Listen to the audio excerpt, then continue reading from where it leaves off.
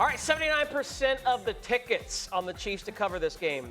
Right around the exact same mark, 80% of the money on Kansas City as well. So the public likes one side considerably here, Erin, and it is the defending champs. All right, after hearing what Jeff had to say and after seeing that pie, what do you make of the spread? Well, I will say with the pie chart, you're seeing the public all over it, but the line's not moving in favor of the Bengals. It continues to move in favor of the Chiefs, so this makes sense. With that being said, do I want anything to do with this spread? Absolutely not. I've talked about this multiple times. It is so incredibly difficult to handicap this game because the Cincinnati Bengals last week wasn't just a fluke to start the season. They have struggled to start the season for so many seasons. How many times am I going to say seasons at the beginning of this analysis? Nonetheless, I want nothing to do with this spread. It's going to be a big player prop game for me. I think it will be closer than people expect, but I just don't feel comfortable taking the points, especially if there's a late touchdown.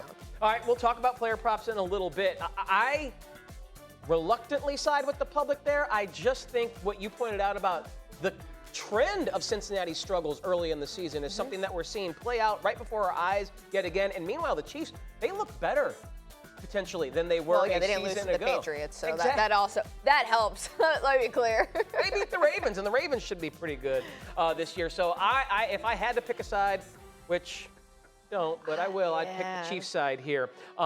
If you don't like the spread, how are you getting involved in this game? We have so many player props to get to. A lot of bets were placed this morning and last night. We'll start with Joe Burrow. We're going to take him over 36.5 passing attempts. He's hit over this mark in 3 of 4 meetings against the Chiefs. He's averaging 37 passing attempts against them. And by the way, 313 passing yards. So I do think he'll be throwing the ball a ton. They're not really going to have to lean on Zach Moss in this one. So Burrow over pass attempts. I'm also going to be looking at Isaiah Pacheco over 15.5 rushing attempts. This has come down from 16.5, which makes me a little bit worrisome. But he was good in week 1. He had 15 carries for 45 rushing yards. But the Cincinnati Bengals defense, terrible at stopping the run, which is why I'm looking at Pacheco. And then Patrick Mahomes over 19.5 rushing yards. This man's going to be running the ball nonstop. I think he's going to be so successful on the ground today. I'm smiling because I need it to happen after my best bet yesterday. But he's averaging 20 rushing yards against this team in all 4 meetings that he's played against them. And I know last week he only had 3 rushing yards on 2 carries, but that was against the Ravens defense, which is good at stopping the run. The Bengals, I could run on them. No, I couldn't, actually. But I'm going to go with that as well, over 19.5 rushing yards for Mahomes. I wouldn't mind seeing you try, and we'll get to It wouldn't be pretty. I don't even think I'd make any yards. I'd be -7 like my best bet last week. We'll talk about that in the band book a little bit later in the show. But I like the props that you're laying out there. That kind of vibes with the game script I see playing out here. The Chiefs winning, relying on Pacheco, Burrow having to throw the ball in chase mode. I have a special market up on ESPN BET, Erin. And Cam Taylor-Britt earlier this week said that this guy right here, Xavier Worthy, his speed, okay, it's great, but he's not that impressive. He just runs end arounds and straight line.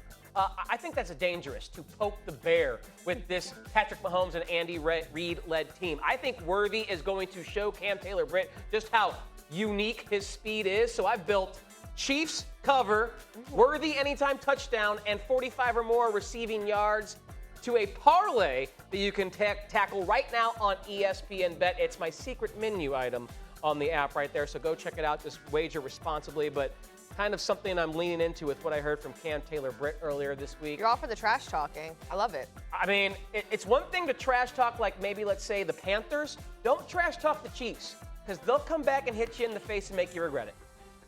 He is a rookie. It was 1 game. But fair. I like it. All right, let's move to another big game we're going to see today. This one in the NFC, Erin. Saints with a huge win over the aforementioned Panthers. 47 points in their season opener, the most ever in franchise history. Derek Carr throwing 3 TDs and no picks. Dallas had a big win, too, beating the Browns in Cleveland by 16, despite being an underdog in that game. Dak Prescott threw for less than 200 yards, but the defense dominated Deshaun Watson. Now these teams meet up today with the Cowboys, a 6.5-point home favorite, total sitting at 46.5. Dallas has won 16 straight home games, and they've covered 12 of them. They dominate in Dallas. And the public has remembered that because most of the tickets and most of the money on the Cowboys there to cover the 6.5 now at home. So that's come down. Wasn't it like 90% yesterday? It was something really high yesterday. It was 78% yesterday. Okay. So you're right, it has come down a little bit more, the public siding with the Saints, but it's still a majority on the Cowboys. Are you with the people liking Dallas? No, I'm not with America's team. I'm going to go with the Saints, and I feel like this might really come back to bite me really hard. I've been trying to muster up some type of analysis for this, but what it comes down to is the fact that Dallas Cowboys looked really good in week 1. That they did. They put up 33 points, but the offense, if you actually break it down, wasn't as great as people think. Yep. I think that the Cleveland Browns really just dropped game 1, especially defensively. Meanwhile, for the Saints, they beat up on the Panthers. They should have done that. They should have put up that many points. Derek Carr, he looked great in that game, but at the same time, this comes down to the amount of points that you're going to get.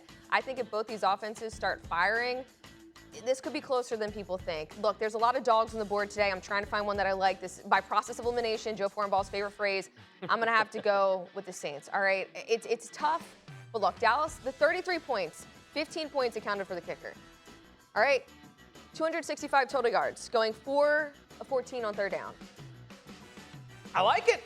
I mean, I'm going to lean into that as well. Ready for analysis? I'm like, I can't give anything else. I've been trying to find. I just like the Saints plus 6.5. My play That's a go with me correlates on that one. with that. And what you said, like, these two teams put up, I think, a combined 80 points in week 1, but peel back the curtain and look and see how much of it was Carolina being awful on the Saints side and the defense and special teams for the Dallas Cowboys, against the Cleveland Browns. Like, I think we're headed for big regression here, so I'm going to play the under in this game. 46.5, even though these two teams like to throw a lot and will play fast, a bit high for me because Dallas's defense is going to be way better than what Carolina provided for a test against Derek Carr in that offense last week.